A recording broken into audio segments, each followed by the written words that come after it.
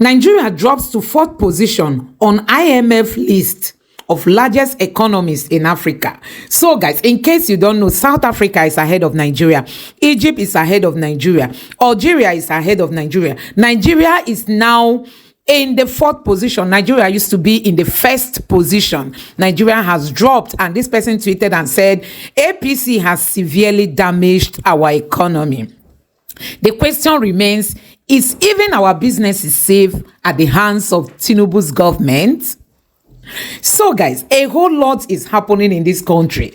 I wonder why this government is not taking advantage of the diasporans in developing Nigeria. We all know the story around Landmark, the man who sold his properties in the United States and in the UK and came to Nigeria with all his money to invest. And we all know that the government is saying that they are going to destroy, his properties in the name of building the coastal lane they are planning to build. Listen to the reaction coming from the Labour Party governorship candidate. Take a look at this. The governorship candidate of the Labour Party in the 2023 election in Lagos State, Gbadebo Rosevival, has called on the government to prioritize the interest of businesses to maintain investors' confidence. He made this statement in reference to the plan of demolishing properties that obstruct the planned 700-kilometer coastal road intended to connect Lagos and Calabar. Rosevival claimed that such action will send a signal to the international community by showing that foreign investors that investments aren't safe in the country. In 2007, they bought this as far back as 2007. There was no Eco Atlantic at that time. There was nothing here. They were the pioneer settlers of this place, and we see the investment that they've put in here. It's not, it's not the more you look, the less you see. You see it. You see the towers here. You see all the investment here, right? And they are telling you that these are the number of people they employ. They are telling you that these are the people that are at risk of losing their jobs, right? And they are telling you that they pay in excess of #1 billion in taxes to Lagos State. Right? So when they talk, you look at those numbers and you see a reality. Now what we are saying is, if this is truly about the coastal road is 1.5 kilometers of a 700-kilometer project. It can stay on its original plan. We can have a coastal road and have a beach where we can come with our children and relax on a Saturday and Sunday. We want to stand to talk to the government to let them know that they must put the interest of businesses first. This does not send a good signal to the international community. We've had over $100 million of international direct investment that's come into this, right? And people are going to look and see that their property rights are not safe. Investments is not safe in Nigeria. It's not safe in Lagos. And especially when there is an alternative that can be done that will preserve the leisure activities of Lagosians, preserve over 20,000 to 40,000 jobs. Is the Tinubu's administration trying to make or mar businesses in Nigeria? It pains my heart seeing this government not taking the huge advantage over the diasporans. We have a very large community of Nigerians in the diaspora. But do you know what? Many of them are scared coming home to invest because people are worried if their investments will be saved. Money Point Nigeria is here to commit the biggest financial fraud in the history of Nigeria. You all should see it. I have transacted just in less than 4 months. In less than 4 months of having this account with Money Point, we have transacted almost 700 million in the account. You can see it, 700 million. So why will you wake up early morning? This is a business account. Why will you wake up early morning and decide to restrict an account, a business account, with the claim that their CBN, their EFCC, it's time you look into Money Point and what they have been doing with businesses. They have been running down businesses, restricting business accounts. Here is my account. I wake up on Sunday. Here is it at exactly 1:57 a.m. in the midnight on 14th of April. Money Point restrict my account. Sent me a message that my account is restricted. It was on a Sunday morning. I waited until Monday. I called them. Why did you restrict my account? They couldn't give me any reason for restricting my account.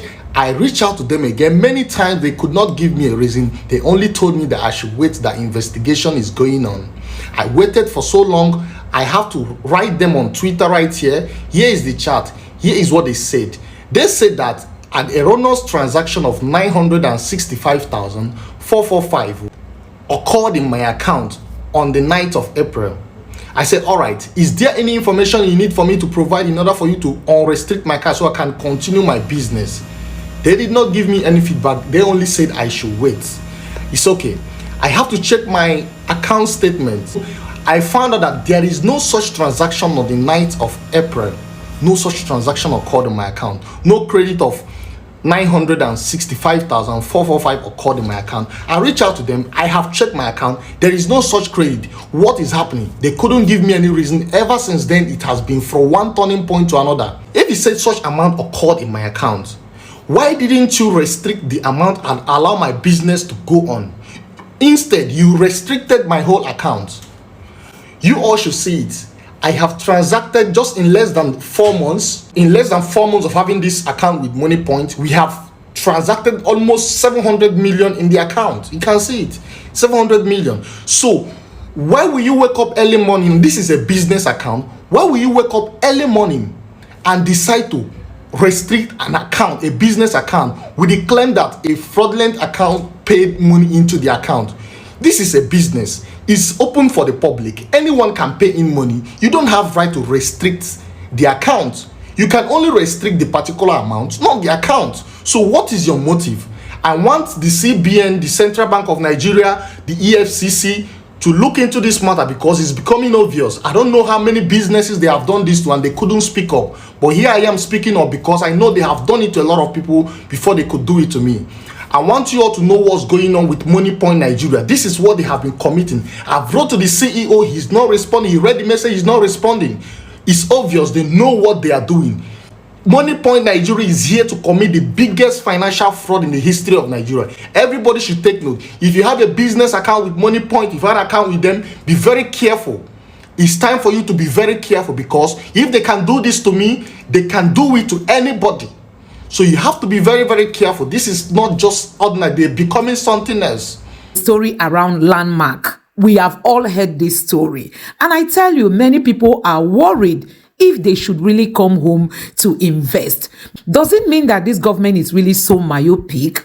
Why are they not taking advantage of Nigerians in abroad to develop this country? Even when it comes to fighting the insecurity we have been battling with, why is this government not consulting with those in the diaspora?